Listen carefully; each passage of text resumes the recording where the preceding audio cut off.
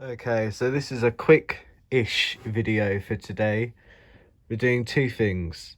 Firstly, a few years ago, I got this old knackered scope working. I can't remember the model of it, I'll check that in a moment. But I got this old scope working and I used it for a while around my workshop. Really decent scope actually, for its age. It's 1930s oscilloscope, it's in a wooden box, and it's actually like a military surplus type of thing. I'm going to finish restoring this. I can't actually remember what I did to it. I probably didn't do much to get it going again, but we're going to go through the whole thing, make sure it's all right. Secondly, I'm going to make some probes. And I've got some of these, which I got originally for a different project. But I'm going to make some scope probes for this with these. And I've got some wire. And I've got some of these clippy connector type things, or these, I don't know what you call them, spade things. We're going to, yeah man, just take it apart. Really easy to get into this. I've got some nice knobs, because I think these are all just random. So I'll see what I can do. It's going to be an interesting one. Okay, well, let me take the back off. So look, before I do that, I'm just going to disconnect the plug and show you how we get inside. There's a cute little door which is held together by these little latches. And there we are. Isn't it a lovely sight? Kind of reminds me of an early sort of a pre-war TV design, you know. We got what looks like a heater tap for the old CRT. Interesting. I wonder if I can overvolt that and be naughty. Got our main HT rectifier, EZ35. I'm sure there was a bit of paper or something in this, but obviously that's gone missing now. So I think this screws on the bottom, holding this together. Oh, maybe not. No, it just slides out. Okay, interesting. Well, I'm going to slide that out and let's see what we can do. So here we are then. Here's inside the scope. Now, look, I'm going to preface this. I'm going to do what I can to get it working. I'm going to show the two methods I use of when I change components and stuff and how I attach them on. In this, I'm not going to change the smoothing caps if they're okay, but I am going to change the wax caps, all of them. I'm not too sure what the EHT setup is. I assume those two down there are our EHT smoothing caps. Quite neat actually. I wonder if they're 0.1 mic at what, 1500 volts or something. Okay, interesting. I did change a couple. Sorry, bad camera work again. I changed one down there, little one. There's one there that I changed. I don't know if you can see that. Oops. There's a big one, I think, hidden all the way in there. I don't know if you can see that. That's coupling.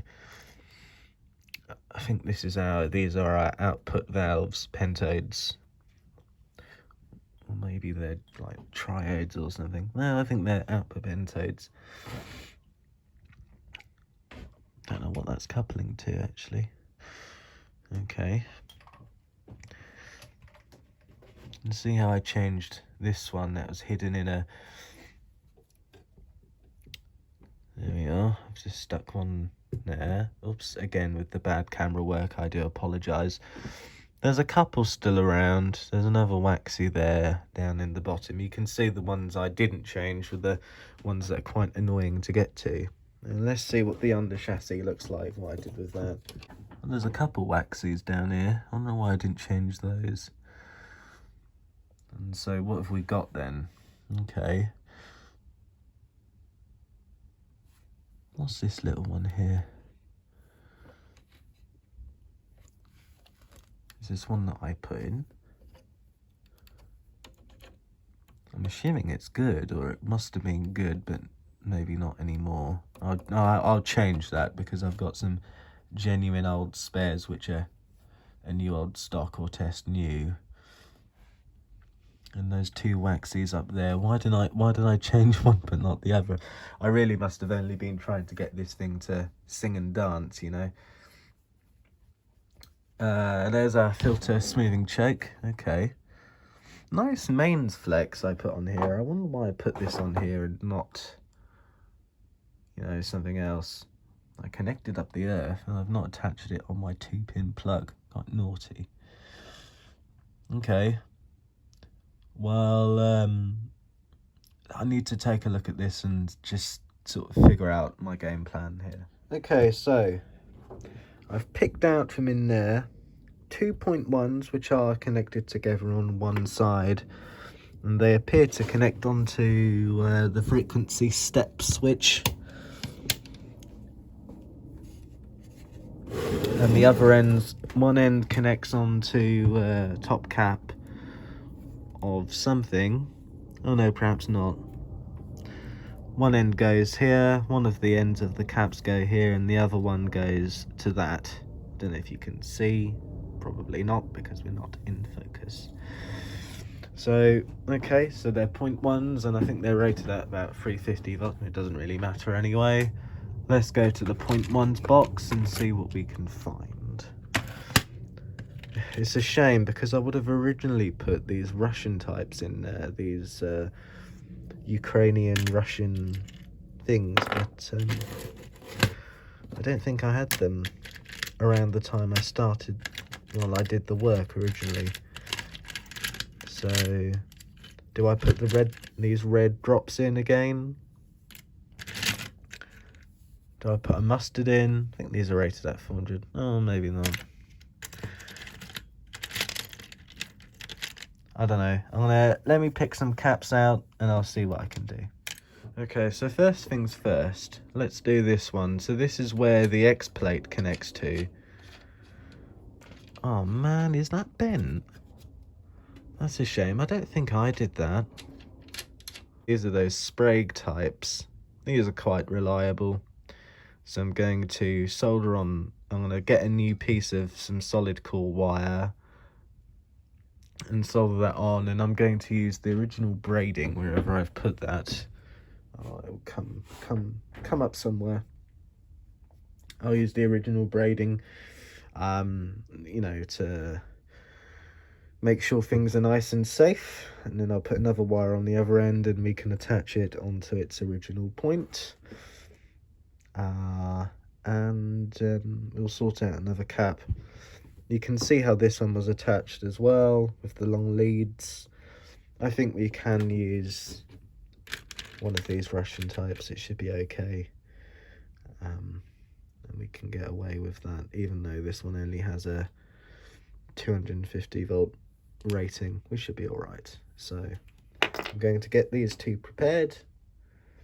I'm going to get rid of these silly leads and we can go from there. Well, that took me about 1,000,000 years to do. Jesus Christ, that was really annoying.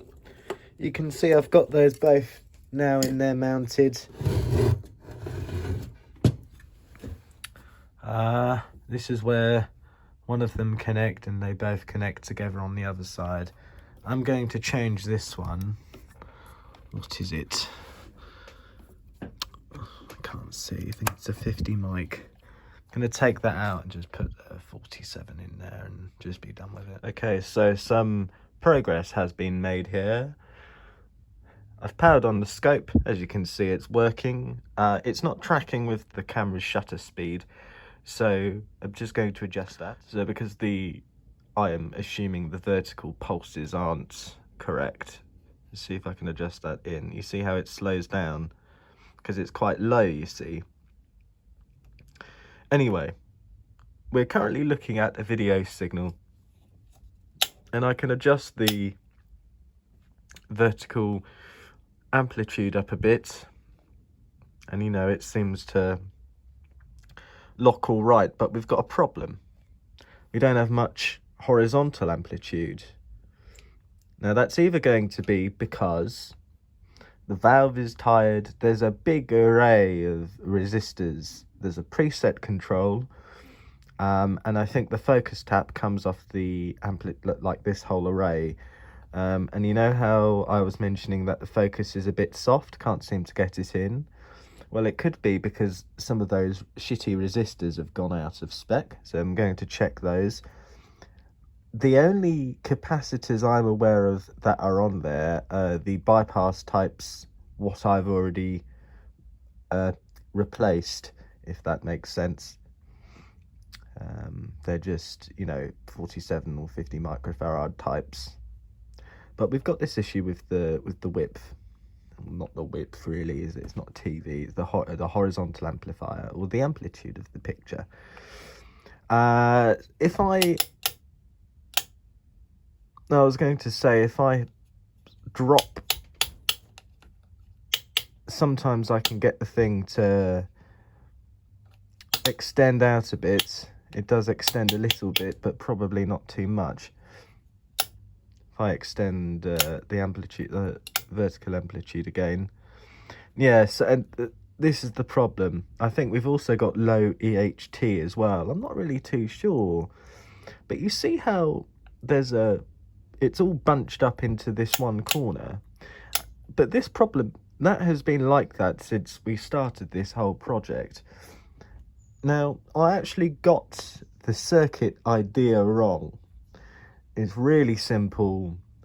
There's not a differential amplifier for both deflection plates, or both sets of deflection plates. We've got a Pyrotron, which is a gas-filled valve used for the self-oscillator. It seems to work all right, but I'm going to test it in a moment with some higher frequencies. It seems to lock okay to about 12.65 kilohertz, so it will work with what I want it to, but it has trouble keeping that lock when we've extended the vertical amplifier, and I can't seem to extend the amplitude out too much. It won't, it will get all upset. So I'm going to need to investigate that. But I think the problem with this poor focus and the horizontal amplitude might all be connected. I really want to find a set of knobs rather than using all sorts of different things. I actually got this wrong. It's not a 30s oscilloscope, although if you looked at it, it does look like it was made in the 30s, right? Well, actually, it's part of the Air Ministry. And I've got an old dolly switch. I think it's an old sort of old round switch, which is also marked Air Ministry as well. So this would have been used, I don't know, maybe in some military building or something. I can't actually remember where I got this from. I think I got it from eBay a while ago. I only paid 50 quid for it, something like that anyway. But we're actually looking at some video signal. I'm going to try and go a bit more involved. You can see that this dip there, that's supposed to be our horizontal pulse, I think. I'm going to see if I can get a bit more involved with this. You can see I can actually lock it. I don't know if you can, because it's blanking on the camera, if you notice that. But if I go up to my pattern gen and I get, I don't know, crosshatch on there, that looks like a more familiar video waveform, and I can kind of lock it in place, but that doesn't look too good. I think our horizontal amplitude is just very bunched up. But if I slow it right down, it does lock. But this basically just means that we would need to just lock it in a different place. Just like any oscilloscope, really. The resolution on this scope isn't going to be great, of course. It's such a simple circuit, and it relies on, well, these valves being decent. Now I do have a valve tester, but it's not working. There's our horizontal pulse, or blanking pulse, really, not horizontal. Okay, let's power this off. Oh, I've made some probes, by the way. Sorry, I was going to do a video on it, but I was getting so frustrated with the clippy things. I was measuring our HT. I can get up to about, I don't know, 350 volts. Seems about normal. I'm going to check this chain of resistors, and we'll go over that together, and we can see if any of them have, I don't know, drifted. I assume yes, because they're all carbon. So I don't know, man, let's look into it. Okay, so my vintage resistor color understanding is a bit funny, but is that what, like 2.7? I think that's R1 anyway. 2.7. Let's see what that reads.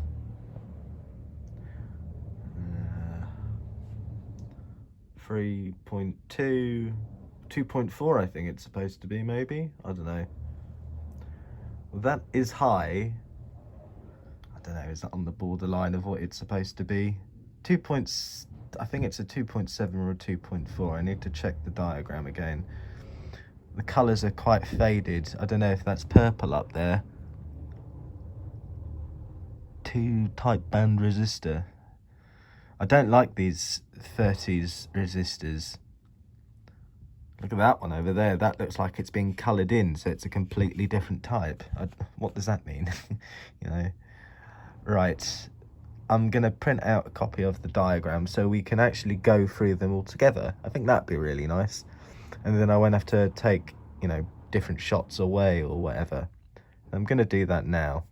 Didn't even realise this before, but look at all these I'm not too sure that's original. And that's part of a different preset type control. So I don't know what's going on there. Someone else has had a go inside here, so yeah, gonna need to have a look at that, aren't I? Now, I don't know what my philosophy with this should be, really. Do I just put a nice new resistor in here, you know, those blue ones? I think they're 1 watts. I just use 1 watts now instead of, like, you know, a 1/4 watt or something. I just use 1 watt for everything unless it's over a watt, and then I've got loads of old resistors just generally.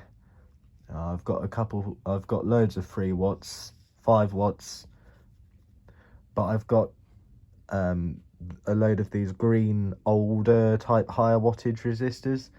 I've also got a box of genuine 40s, 50s, 60s resistors, which I keep around. Most of them are well within spec. These, I don't know what you'd call them, dog bone types. Do I take that out and put a modern resistor in, or do I put an older one in?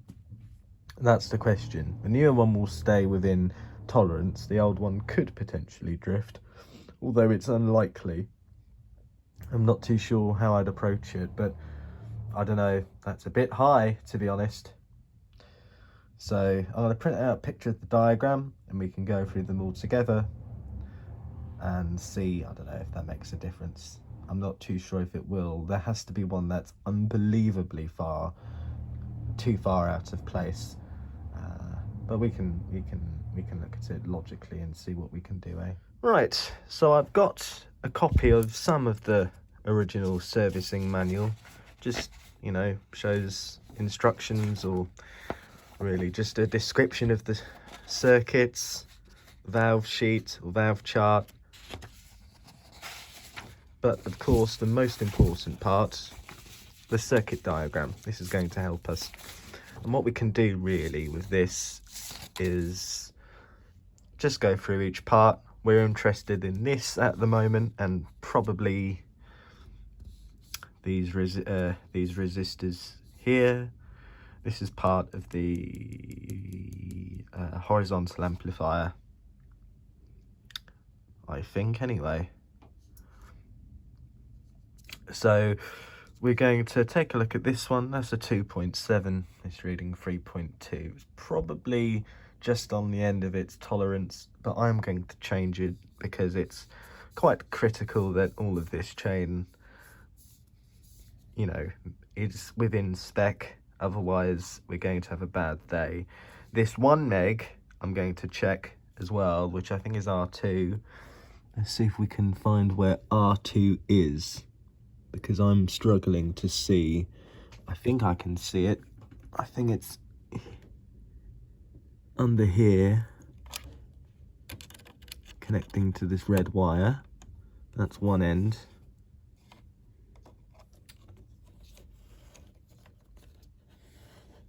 Oops. Let's try and have a look. Between there and up there. Come on. Nope, not wanting to cooperate. Let's have a look. Okay.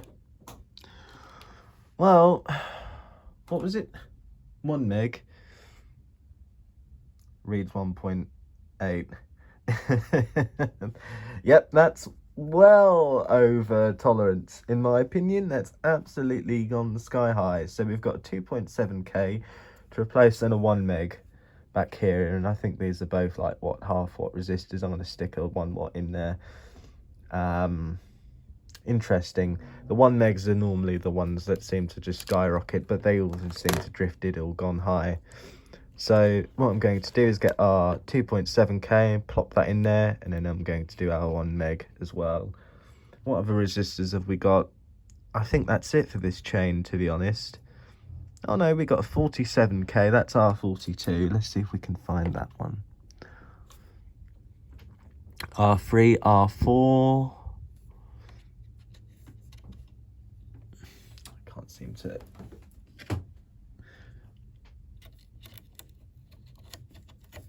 See if I can move these two out the way. We've got two resistors, R7 and R6. Okay, well, it's not down here, is it? We've got some resistors flying around up there. And what is R47 connected to? The brilliance control, which might be up above. So I'm going to see if it's up there. Ah, look at that, R40, that was it, wasn't it? R42. There's our brilliance controller. Look, someone has drawn on it. So it's reading 5.6k. And obviously that's not right, because this, R42, is that 4.7 or 47k? I can't quite make out what the colours are on that resistor. So that's either a 4.7 that's drifted, or that's, I can't read it because well, there isn't any other components here that can affect that value, or the resistor has just drifted. I'm not too sure. Let me tackle the other ones first, the 1 meg and the, what was it, 2.7k, and then we can come back to this one afterwards. So I'll go and get those resistors and we can go from there.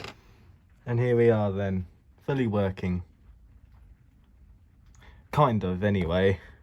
I've got a bad joint somewhere in here, which, as you can see, I don't know where it is. It seems to just affect, it's part of the vertical amplitude, but I'm not too sure if it's this switch or if it's something else.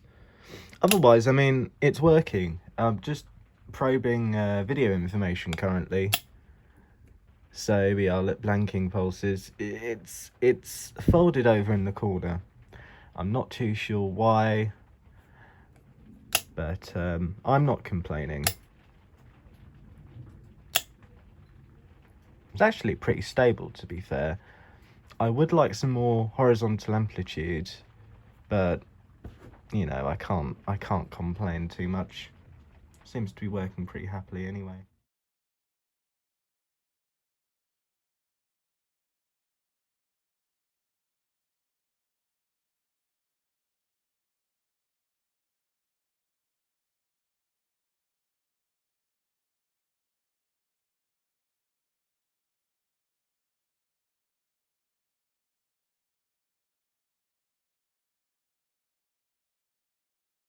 I love using the oscilloscope to prove that we've got hum in this power supply.